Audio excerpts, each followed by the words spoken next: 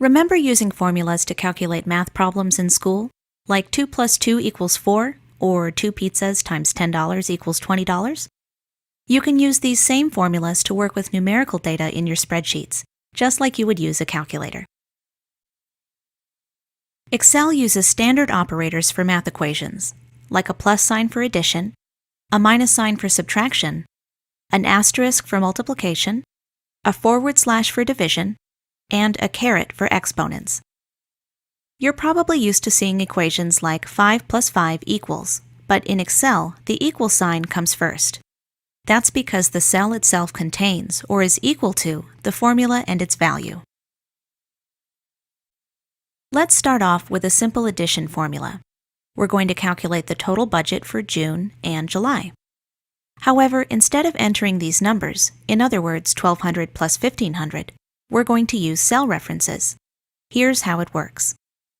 First, select the cell where you want the total to appear. Then type an equal sign, which is how you always start a formula. Next, type the addresses of the cells you want to add.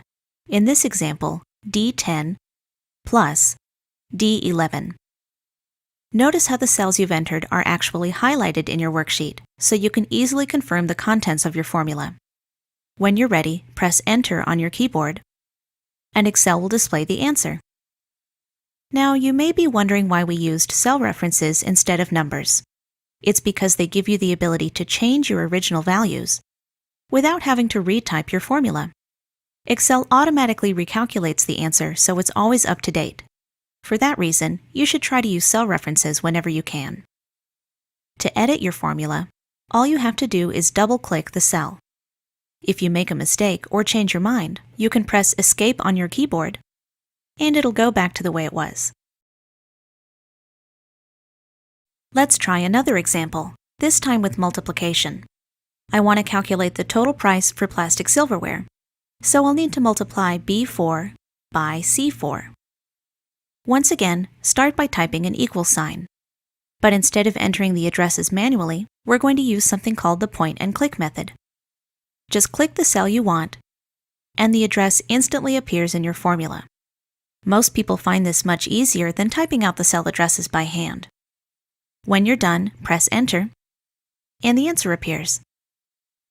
Finally, I want to show you a quick way to add a formula to several cells at once, specifically these 3 cells. Instead of retyping the formula above, we're just going to select the first cell, then locate the fill handle in the bottom right corner.